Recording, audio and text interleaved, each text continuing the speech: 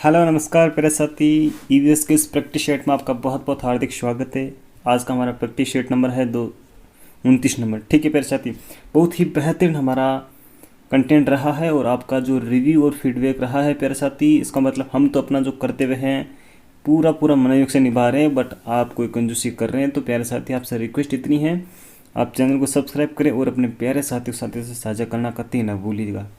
ठीक है, हम बात करते हैं आज के पहले क्वेश्चन की। देखिए, मैं बार बार नहीं कहूँगा प्यारे साथी, बस आपके दिल को अगर क्वेश्चन भा जाए तो आप इसे शेयर कर देना। ठीक है जी, बात करते हैं पहले क्वेश्चन की। राजस्थान में रेलवे के कितने मंडल कार्यरत हैं? क्या पूछा आपसे? कितने मंडल कार्यरत हैं? रेलवे के कितने मंडल कार्यरत हैं? ठीक है ना, तो इसका आंसर क्या होगा? 3, 4, 5, 18।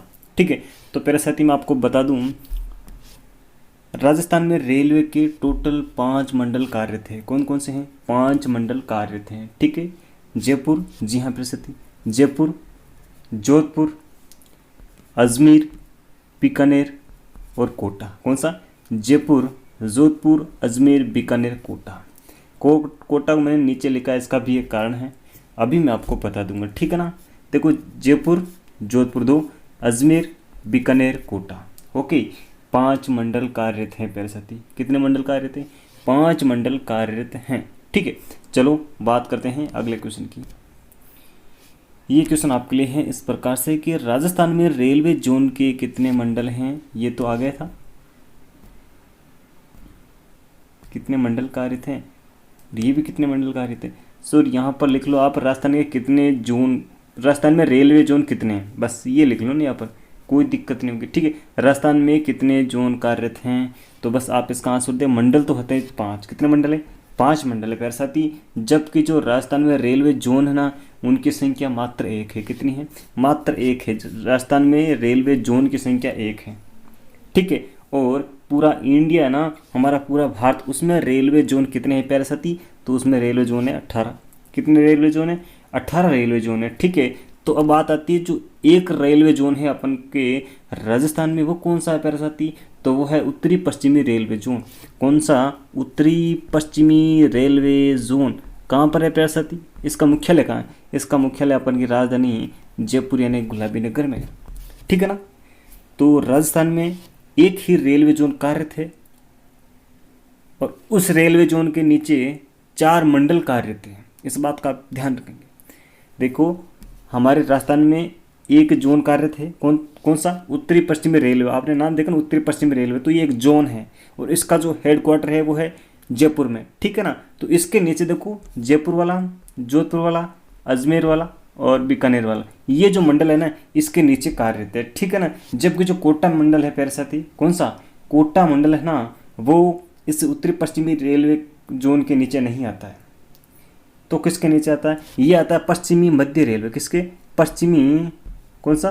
पश्चिमी मध्य रेलवे, जिसका मुख्यालय है जबलपुर। कौन सा है? जबलपुर। ये कहाँ पर है? जबलपुर। तो जबलपुर पड़ता है एमपी में। कोटा जो रेलवे मंडल है अपन के राजस्थान में, वो पश्चिमी रेलवे के मध्य आता है।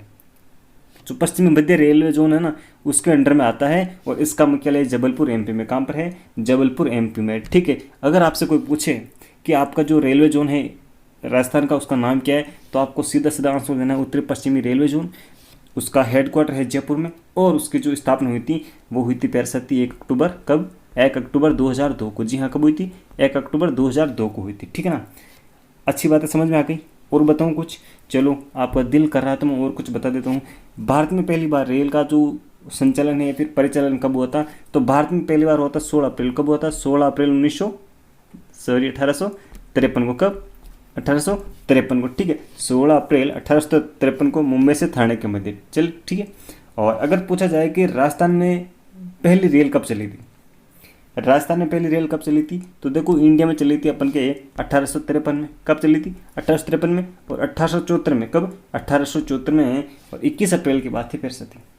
राजस्थान में पहली जो रेल सेवा है ना, वो 21 अप्रैल 1874 को चली थी और ये आगरा फोर्ट से बांदीकुई, आगरा फोर्ट से बांदीकुई के मध्य चली थी। ठीक है, और आपसे पूछे कि रेल बस की शुरुआत कहाँ से कब हुई थी राजस्थान में, तो हमारे नागौर में पड़ता है एक मेड़ता रोड रेलवे स्टेशन है, उससे थोड़ा सा दूर है रेल जो मेड़ता सिटी, देखो मेड़ता रोड से मेड़ता सिटी, ठीक है, यहाँ पर रेल बस की शुरुआत सबसे पहले हुई थी राजस्थान में, और वो कब हुई थी तो 1994 कब हुई थी, 1994 की बात है प्यारे साथी, ठीक है। ओके, मेड़ता रोड से मेड़ता सिटी।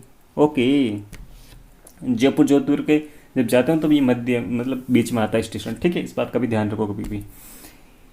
हाँ लो, मैंने इसका आंसर आपको बता दिया कि राजस्थान में रेल सेवा कब शुरू हुई, तो इसका आंसर मैंने अभी अभी आपको बताया। तो अगर आप वास्तव में ध्यान लगाकर पढ़ रहे हैं तो प्लीज़ कमेंट करें कि हाँ ये क्वेश्चन हमें बिना देखे वापस आ गया है। तो राजस्थान में रेल बस सेवा कब शुरू हुई, इसका कमेंट मुझे कौन करके बताएगा, फटाफट कमेंट करे प्यारे साथी। राजस्थान में रेल बस सेवा शुरू हुई थी हमारे कब, रेल सेवा ओनली फॉर रेल सेवा की शुरुआत हुई थी प्यारे साथी कब, 1853 में। कब, 1853 में। ये है ना, नहीं जी नहीं, ये तो इंडिया का है। कब का, ये तो भारत का है प्यारे साथी, और ये है राजस्थान का। किसका, ये राजस्थान का। 21 अप्रैल 1874 को राजस्थान में रेल बस शुरुआत हुई थी, ठीक है ना। ओके, बात करते प्यारे साथी इसको क्या हुआ था 1 जून 1905 को, क्या हुआ था। पिछला प्रैक्टिस सेट आपने देखा, नहीं देखा ना, तो कांजीरंगा जो नेशनल पार्क है ना, जो असम में है, वो एक सींग वाला जो गेंडा उसके लिए फेमस है, उसकी स्थापना हुई थी इसका, और 1985 में उसे यूनेस्को ने विश्व विरासत सूची में शामिल कर लिया था, ठीक है। आई थिंक इस चीज़ को समझ पाएंगे। 2 अप्रैल 1971 उस दिन क्या हुआ था, जो विश्व भूमि दिवस है ना, उसकी शुरुआत हुई थी। विश्व भूमि दिवस कब, नम भूमि दिवस कब मनाया जाता है, 2 फरवरी को मनाया जाता है, 2 फरवरी को मनाया जाता है, ठीक है। तो आई थिंक ये समझ में आ गया क्वेश्चन। बात करते हैं इस क्वेश्चन के निम्नलिखित में से असत्य कथन कौन सा है, तो आपको असत्य कथन छांटना है वैसे, ठीक है ना। पहला क्वेश्चन है, नई शिक्षा नीति 2020 के कस्तूरी रंगन की अध्यक्षता वाली समिति की रिपोर्ट पर आधारित, तो ये बात तो बिल्कुल सही है, मैं असत्य कथन छांटना, ठीक है। ऑप्शन बी बोल रहा है, नई शिक्षा नीति की घोषणा के साथ ही मानव संसाधन विकास मंत्रालय MHRD का नाम बदलकर जो एजुकेशन मिनिस्ट्री कर दिया, यानी शिक्षा मंत्रालय कर दिया, तो ये बात भी बिल्कुल सही है, ठीक है ना। और इस नीति में 5+3+3+4 का फॉर्मेट अपनाया गया है, जी हाँ प्रसन्न, तो ये भी बात बिल्कुल सही है, ठीक है। तो अब बात गलत कौन सी आ गई, नई शिक्षा नीति की घोषणा 24 अप्रैल 2019 को की गई, 24 अप्रैल 2019 को की गई क्या, नहीं प्यारे साथी, नई शिक्षा नीति की घोषणा की गई थी 20 जुलाई 2020 को, जी हाँ प्यारे साथी, कब, 20 जुलाई 2020 को इसकी घोषणा की गई थी, ठीक है ना। 20 जुलाई 2020 को नई शिक्षा नीति की घोषणा की गई, और ये किसकी अध्यक्षता वाली समिति ने रिपोर्ट प्रस्तुत की थी, के कस्तूरी रंगन वाली जो समिति उसने, ठीक है। और इसमें फॉर्मेट जो अपनाया गया, इस बात को आप ध्यान में रखेंगे, 5+, तो इस 5 का मतलब क्या हुआ, 1 2 3, इन 3 सालों में प्ले वे स्कूल जो आंगनबाड़ी होते हैं, जहाँ पर बच्चे को बहुत ज़्यादा ऐसी एक्टिविटीज़ करवाई जाएगी खिलौनों के माध्यम से, ठीक है। और जो चौथा और पाँचवा जो वर्ष होगा उसमें पहली और दूसरी पढ़वाई जाएगी, ठीक है ना। ओके, बात समझ आ गई। और ये जो तीसरा ना, इसमें क्या किया जाएगा, देखो 2 तो पढ़ ली, 3 4 और 5 पढ़ा देंगे, इसमें क्या होगा 6 7 और 8 पढ़ा देंगे, और 4 है ना, इसमें देखो 9 10 11 12। आई थिंक आप बात को समझ पाए होंगे प्यारे साथी, ठीक है ना। तो 5 में पहले 3 में प्ले वे स्कूल, फिर 2 में फर्स्ट और सेकंड, फिर 3 4 5, ये 3 हो गए कंप्लीट, ये 3 हो गए कंप्लीट, ये फिर 4 कंप्लीट यहाँ पर हो गए, ठीक है ना। तो आई थिंक इस चीज़ को आप समझ पाएंगे। और अगर आपको कुछ याद आ रहा है कि 24 अप्रैल 2019 को क्या हुआ था, तो मैं आपको बता दूं, इस दिन एक कार्यक्रम शुरू हुआ था, उसका नाम था हरित पाठशाला कार्यक्रम, जी हाँ पर सर, हरित पाठशाला कार्यक्रम, मतलब जो स्कूल है ना, वहाँ पर बहुत ज़्यादा वृक्षारोपण को बढ़ावा देने के लिए इस कार्यक्रम की शुरुआत की गई थी 2019 में पैसे थी, ठीक है ना, मतलब विद्यालय में वृक्षारोपण। ओके, तो ये 24 अप्रैल को एक दिवस आता है, अगर आपको याद आ रहा है तो। पंचायती राज दिवस भी 24 अप्रैल को ही मनाया जाता है, पंचायती राज दिवस ही 24 अप्रैल को ही मनाया जाता है पैसे, ठीक है। बात करते हैं इस क्वेश्चन की। अगला क्वेश्चन आपके सामने इस प्रकार है, और क्वेश्चन बोल रहा है कि निम्नलिखित में से असत्य कथन है। तो राजस्थान राज्य पथ परिवहन निगम RSRTDC, Rajasthan state road transport corporation, ठीक है ना, RSRTDC इसको कहा जाता है, RSRTDC, ठीक है ना, RSRTC। ओके, और तो इसकी स्थापना कब हुई थी, 1 अक्टूबर 1964 को, ये बात बिल्कुल सही है। देखिए आप इस स्थापना वर्ष को कैसे याद करेंगे, मैं आपको बता रहा हूँ। मान लीजिए आप जब पढ़ाई छोड़कर 15-20 मिनट के लिए घूमने जा रहे हैं, तो अपने हाथ पे इस डेट को लिख लीजिए, दिमाग में सलीके से याद रखिएगा, 2 मिनट बाद में वापस देखिएगा। मैं गारंटी के साथ कहता हूँ प्यारे साथी, जब आप इस तरीके पर उतर गए ना, तब देख लेना आप सफलता के बिल्कुल नज़दीक है मेरे साथी, क्योंकि आपको ये चीज़ अपनानी पड़ेगी, ठीक है ना। वर्तमान में राज्य में 52 बस डिपो, तो ये बात बिल्कुल सही है, 52 बस डिपो है राज्य में, राजस्थान में, ठीक है ना। और राजस्थान में सर्वप्रथम राजकीय बस सेवा टोंक से शुरू की गई, तो ये भी बात बिल्कुल सही है, टोंक से राजकीय बस सेवा की शुरुआत की थी, टोंक शहर से, ठीक है। और राजस्थान ग्रामीण परिवहन बस सेवा की शुरुआत 2012 में जयपुर से की गई, नहीं पैर साथी, जयपुर से नहीं की गई थी, ये उदयपुर से की गई थी। कब, कहाँ से? ग्रामीण बस सेवा की शुरुआत है ना, वो कई 2012 में, पर वो उदयपुर से, कहाँ से? उदयपुर से शुरू की गई थी, जयपुर से नहीं की गई थी, ठीक है ना, ठीक है। और सर्वप्रथम अगर पूछे तो आपको टोंक बताना है, क्या बताना है? टोंक बताना है प्यारे साथी, ठीक है। आई थिंक आप इस चीज़ को बिल्कुल अच्छी तरह से समझ पाए होंगे, ठीक है। चलिए अगले क्वेश्चन की बात करते हैं, और तो इसका ऑप्शन जो डी है बिल्कुल हमारा करेक्ट हो जाता है। स्तर के आधार पर विद्यालय कितने प्रकार के होते हैं? स्तर के आधार पर विद्यालय कितने प्रकार के होते हैं? तो आपको सीधा सीधा आंसर क्या देना है? ऑप्शन देना है 4 नंबर। कौन सा? ऑप्शन सी जो बिल्कुल करेक्ट है, इसमें 4 दे रखा है। कौन सा है? एक तो देखो प्राइमरी, कौन सा है? प्राथमिक विद्यालय, ठीक है। फिर आता है उच्च प्राथमिक विद्यालय, कौन सा होता है? उच्च प्राथमिक विद्यालय। फिर आता है, देखो 1 मिनट के लिए कुछ मैं यहाँ से क्लियर कर लेता हूँ, इसको मिटा देता हूँ, ठीक है। और यहाँ पर हम कुछ और लिख लेते हैं, ठीक है। उच्च प्राथमिक विद्यालय आ गया, फिर आ गया हमारा माध्यमिक विद्यालय, कौन सा? माध्यमिक, फिर उच्च माध्यमिक विद्यालय, ठीक है ना। अब ये प्राथमिक विद्यालय कहाँ से कहाँ तक है? 1 से 5, 1 से 5, उच्च प्राथमिक 1 से 8। जी हाँ मेरे साथ, 1 से 8 होगा ना तो उसे उच्च प्राथमिक कहा जाएगा, ठीक है ना। 1 से 10, या फिर अगर हम ऐसे कह सकते हैं कि 6 से 8 हो तो भी उच्च प्राथमिक है, बिल्कुल बात सही है। पर नॉर्मल ऐसा लिखा जाता है कि 1 से हो और 8 तक हो तो भी उसे उच्च प्राथमिक ही कहा जाएगा, ठीक है। 1 से 10 और 1 से 12, ठीक है। माध्यमिक विद्यालय, उच्च माध्यमिक विद्यालय, आपको समझ में आ गई चीज़। अब आपको एक चीज़ और समझनी है कि प्राथमिक विद्यालय और उच्च प्राथमिक जो विद्यालय है ना, उनका संचालन कौन करता है? तो उनका संचालन करता है प्राथमिक शिक्षा निदेशालय, जिसका जो हेड क्वार्टर है वो बीकानेर में। क्या है प्यारे साथी? बीकानेर में, ठीक है। देखो प्राथमिक, उच्च प्राथमिक, इसका जो संचालन करता है वो प्राथमिक शिक्षा निदेशालय बीकानेर वाला करता है। कौन करता है? बीकानेर वाला प्राथमिक शिक्षा निदेशालय इसका नाम है, ठीक है। और माध्यमिक और उच्च माध्यमिक है ना, उसका जो नियमन और संचालन कौन करता है? माध्यमिक शिक्षा निदेशालय, इसका भी जो हेडक्वार्टर है वो बीकानेर में ही है प्यारे साथी, ठीक है ना। आई थिंक आप इस चीज़ को समझ पाए होंगे मेरे ख्याल से बहुत ही बेहतरीन तरीके से। ऑप्शन जो सी है आपका बिल्कुल करेक्ट हो जाता है। अब आपसे पूछा गया कौन सा युग्म असुमेलित है? कुछ आपको छतरियाँ दी गई है और छतरियों के स्थान दिए गए, ठीक है। तो 84 खंभों की छतरी कहाँ पर है प्यारे साथी? बूंदी में है, बिल्कुल सही बात है। 84 खंभों की छतरी बूंदी में है, सही बात है, ठीक है। और महाराणा प्रताप की छतरी जो बारडोली में है, उदयपुर में है, किसने बनाई थी? तो उनके पुत्र अमर सिंह ने बनाए थे, ठीक है ना। इस बात को भी आप ध्यान रखेंगे। और ये 8 खंभों की छतरी, कितने की? 8 खंभों की छतरी, ठीक है। जोधराज की छतरी ये बदनौर भीलवाड़ा में, बिल्कुल सही बात है, ठीक है। शिवलिंग की छतरी ये जयपुर में नहीं है प्यारे साथी, ये कहाँ है? सवाई माधोपुर में। कहाँ है? सवाई माधोपुर में है। और खंडित छतरी भी कहाँ है?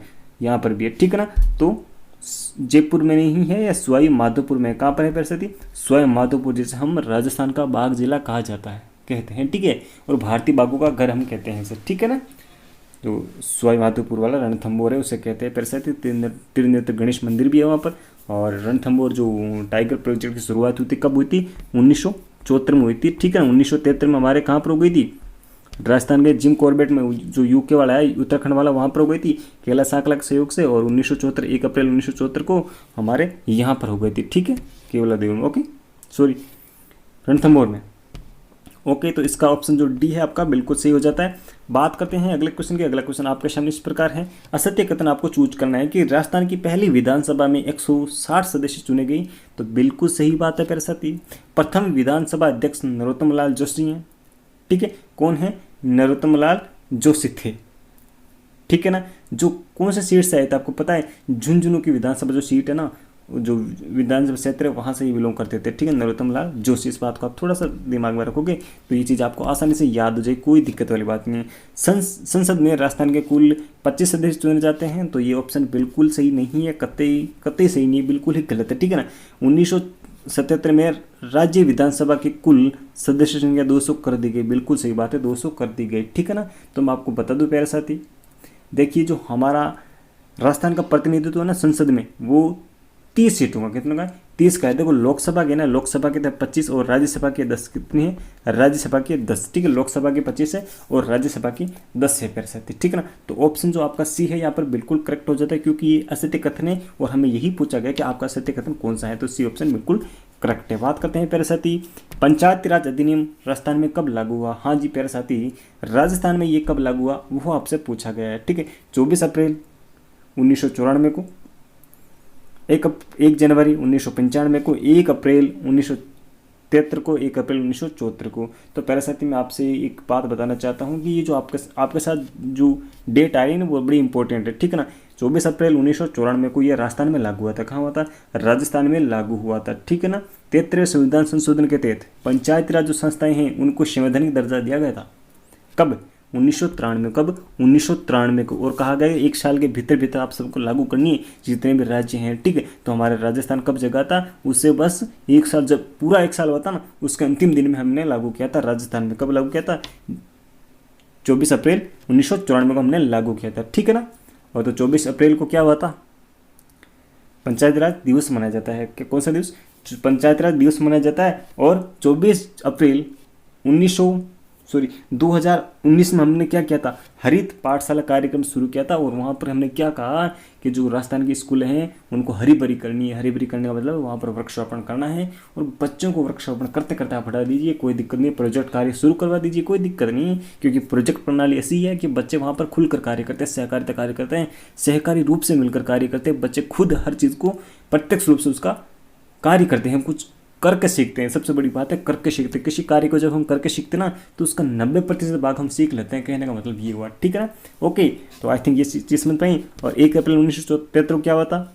जो टाइगर प्रोजेक्ट की शुरुआत हुई थी। और 1 अप्रैल 1974 को क्या हुआ था? राजस्थान में टाइगर प्रोजेक्ट की शुरुआत हुई थी। ठीक है ना, तो इसका जो ऑप्शन राइट है कौन सा? ऑप्शन ए आपका बिल्कुल करेक्ट है। मेरे साथ ही बात करते हैं अगले क्वेश्चन की। और अगला क्वेश्चन आपके सामने इस प्रकार है, राजस्थान की वस्त्र नगरी का नाम क्या है? आप सभी जानते हैं कि भीलवाड़ा को कहा जाता है। किसको? भीलवाड़ा को कहा जाता है। क्यों कहा जाता है? बस आगामी स्लाइड में आप जान पाएंगे बहुत ही बेहतरीन तरीके से। ठीक है, क्यों कहा जाता है कि राजस्थान की टेक्सटाइल सिटी कौन सी है? भीलवाड़ा है। तो भीलवाड़ा को राजस्थान की वस्त्र नगरी के नाम से जाना जाता है। वर्तमान में जो राजस्थान में 34 कताईगर है ना, स्पिनिंग मिल, है ना, स्पिनिंग मिल है ना, कताईगर, तो उनमें से 14 जो मिल है ना वो कहाँ पर है? अकेले भीलवाड़ा में, इसलिए कहा जाता है वस्त्र नगरी। इसे थोड़ी कहा जाता है 14 कहाँ है? भीलवाड़ा में मेरे साथ ही। ठीक है, अब हम बात करते हैं कुछ बहुत ही महत्वपूर्ण चीज़ों की। भीलवाड़ा को और क्या कहा जाता है? कि राजस्थान की वस्त्र नगरी कहा जाता है। ठीक, टेक्सटाइल सिटी कहा जाता है, राजस्थान का मैनचेस्टर कहा जाता है, वस्त्र निर्यातक नगर का से क्या मिल चुका? दर्जा मिल चुका है। ठीक है, town of export excellence for textiles. Okay, तो ये चीज़ आपको समझ में आ गई प्यारे साथी। तो हम बात करते हैं। और अब उदयपुर को क्या कहा जाता है? झीलों की नगरी, राजस्थान का कश्मीर और पूर्व का वेनिस कहा जाता है। क्या कहा जाता है? पूर्व का वेनिस कहा जाता है। और राजस्थान का कश्मीर कहा जाता है माउंटेन वे फाउंटेन का शहर भी किसे कहा जाता है? उदयपुर को ही कहा जाता है। और राजस्थान को ये जो राजस्थान का हृदय और भारत का मक्का और अंडों की टोकरी किसे कहा जाता है? अजमेर को कहा जाता है। किसको कहा जाता है? अजमेर को कहा जाता है प्यारे साथी। ठीक है, तो बात करते हैं हम। और ये जो आपके सामने बहुत ही लाजवाब क्वेश्चन अब निकल गए, इससे कत्ते नहीं भूलेगा परिस्थिति। ये स्लाइड आपको बिल्कुल याद करनी, ये वाली और ये वाली बिल्कुल रट्टा मारना ही पड़ेगा आपको, क्योंकि इसमें से क्वेश्चन पूछे जाने की संभावना बहुत ज़्यादा है। ये क्वेश्चन देखो 2017 में रीट में आ चुका है कि मीना माता रोग का संबंध निम्नलिखित में से किससे है? तो CD यानी कैडमियम से है, SO4 प्रदूषण से है, HG पारा प्रदूषण से है, या फिर इनमें से कोई नहीं। तो प्यारे साथी आप आंसर देखिए, स्लाइड को देखिएगा कि पारा मरकरी यानी HG से डिनोट करते हैं तो की अधिकता से मिनीमाता रोग होता है। ठीक है, अब विभिन्न धात्विक प्रदूषण है यहाँ पर, है ना, कि ऐसी कौन सी जो चीज़ है जिसकी अधिकता से हमें ये फलाना रोग हो जाता है। ठीक है ना, तो पारा की अधिकता से आपके शरीर में मीना माता रोग हो सकता है। कौन सा? पारा की अधिकता से मीना माता रोग हो सकता है। ठीक है ना, किसकी अधिकता से? पारा। और कैडमियम की अधिकता से इटाई रोग। कौन सा? इटाई रोग। ये ठीक है ना, ये जापान के एक जो वहाँ का है रोग, बहुत ही खतरनाक रोग है। ठीक है, कैडमियम की अधिकता से कौन सा रोग हो सकता है? इटाई रोग। कौन सा? इटाई रोग हो सकता है। और नाइट्रेट की जो अधिकता है उसे ब्लू बेबी सिंड्रोम। कौन सा? Blue baby syndrome. ये आपको रटना ही पड़ेगा परिस्थिति, कोई ट्रिक नहीं बना पाए इसकी और कोई ऐसी जो चीज़ नहीं कि आपको समझा सकते। ठीक है, आर्सेनिक की अधिकता से ब्लैकफुट रोग। कौन सा? आर्सेनिक की अधिकता से ब्लैकफुट रोग। इसकी PDF आपको ईगल स्टडी पावर के टेलीग्राम चैनल पर मिल जाएगी। ठीक है ना, आप इसे सब्सक्राइब जरूर करें परिस्थिति। और तांबा की अधिकता से चेलकोसिया। कौन सा? चेलकोसिया रोग हो सकता है। और जो फ्लोराइड की अधिकता से फ्लोरोसिस रोग हो जाता है, जो नागौर में कुब्बड़ पट्टी क्षेत्र है ना, डेगण के आसपास वाला, वहाँ पर ये ज़्यादा फ्लोराइड आपको देखने को मिलेगा, ठीक है ना। वहाँ के लोग आगे की ओर कूद जाते हैं इस पानी को पीने की वजह से, इस वजह से वहाँ पर कुब्बड़ पट्टी कहा जाता है उसे। देखो जो लोहा है ना उसकी अधिकता से एनीमिया रोग हो जाता है, सॉरी कमी से, ठीक है। अब बात आती है वर्तमान की भारतीय जो डाक प्रणाली है, डाक व्यवस्था है, उसको किस अधिनियम के तहत संचालित किया जा रहा है। तो भारतीय डाक प्रणाली 1890 या फिर 1892 या फिर 1898।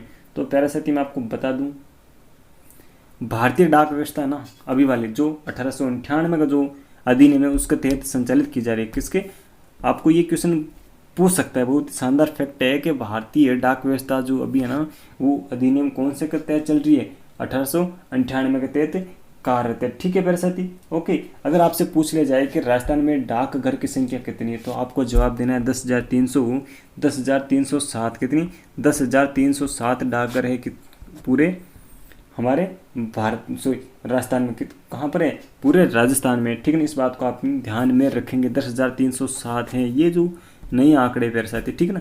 अब बात करते हैं कि राजस्थान के कितने स्थल यूनेस्को की विश्व विरासत सूची में शामिल है। राजस्थान के कितने स्थल यूनेस्को की विश्व विरासत सूची में शामिल हैं। पहले आप ये समझे कि यूनेस्को की विश्व विरासत सूची क्या है, ठीक है ना, और किस प्रकार के स्थानों को यहाँ पर सम्मिलित किया जाता है। तो बहुत ही बेहतरीन फैक्ट आपके सामने निकल कर आ रहे हैं और इसको आप समझने की पूरी कोशिश करना। विश्व धरोहर नाम दे रखा है UNESCO, United Nations Educational Scientific Cultural Organisation, ठीक है ना, संयुक्त राष्ट्र शैक्षिक वैज्ञानिक एवं सांस्कृतिक परिषद। यूनेस्को इसकी स्थापना कब की गई थी, 16 नवंबर 1945 को की गई थी, ठीक है। यूनेस्को का फुल नाम आपने याद कर लिया है और ये थोड़ा मतलब बार बार रिवाइज करोगे तो चीज़ें ऑटोमेटिक जहन में स्थायित्व ग्रहण कर लेगी, कतई रटने की जरूरत नहीं है। मैं आपको गारंटी के साथ कहता हूँ, बस आप रूटीन दर रूटीन इनका रिवीजन करते हैं, ठीक ना। स्थापना कब की गई, तो 16 नवंबर 1945 को की गई और मुख्यालय कहाँ पर है, पेरिस में है। कहाँ पर है, पेरिस में है। और भारत इसका सदस्य बना था 1946 में। कब बना था, 1946 में भारत इसका सदस्य बना था। और विश्व धरोहर सूची में ऐसे स्थानों को सम्मिलित किया जाता है जो सांस्कृतिक है ना, सांस्कृतिक धार्मिक या फिर जो मतलब प्राकृतिक रूप से बहुत ही विविधता लिए हो और उनका कुछ सांस्कृतिक महत्व हो, उनका महत्व हो कहीं ना कहीं बहुत ज़्यादा, मतलब अंतर्राष्ट्रीय लेवल का जो महत्व होता है ना, तो उसे यूनेस्को संरक्षण देता है और उसके विकास के लिए, उसके डेवलपमेंट के लिए यूनेस्को आगे आता है और वो उसे अनुदान देता है, ठीक है ना। जैसे कि अपन के जो जयपुर प्रकोटन है वो 2019 में शामिल होता है, उसको भी देता है, ठीक है। तो विश्व धरोहर दिवस मनाया जाता है 18 अप्रैल। कब, 18 अप्रैल को विश्व धरोहर दिवस मनाया जाता है। तो भारत के किन स्थानों को सर्वप्रथम विश्व धरोहर सूची में शामिल किया गया, बहुत ही शानदार फैक्ट है। तो 1983 में, देखो 1946 में भारत बन गया था क्या इसका सदस्य, और यूनेस्को की स्थापना 1945 को ही हो गई थी। बट प्यारे साथी जो 1983 में जाकर हमारे 4 स्थलों को क्या किया गया था, यूनेस्को की विश्व विरासत सूची में शामिल किया गया था प्यारे साथी, ठीक है।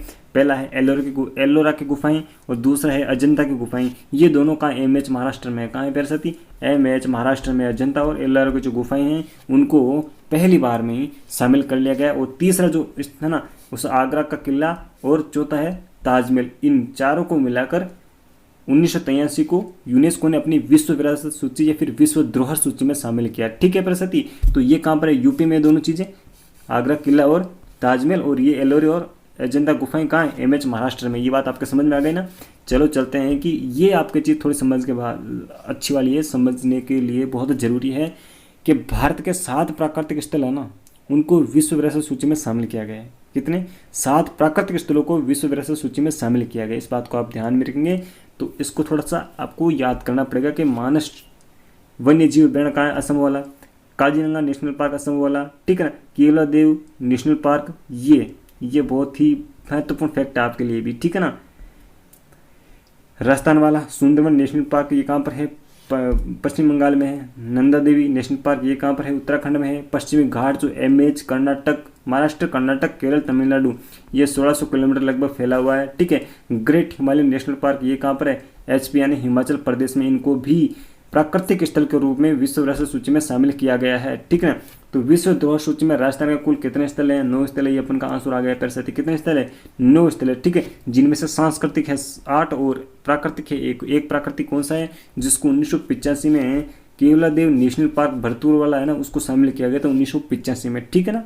जब भारत के जो पूर्व मैंने आपको बताई थी प्राकृतिक 7 वो, तो उनमें एक ये भी था। और वो प्राकृतिक स्थल राजस्थान का एक ही है, और सांस्कृतिक स्थल कितने हैं, 8 हैं। तो कुल मिलाकर कितना हो जाए, 8 और 1 ये 9 हो जाते हैं प्रतिशत। इस बात को आप समझ पाएंगे। तो एक तो ये है और 8 अब आगामी हम स्लाइड में पता करेंगे कौन कौन से हैं।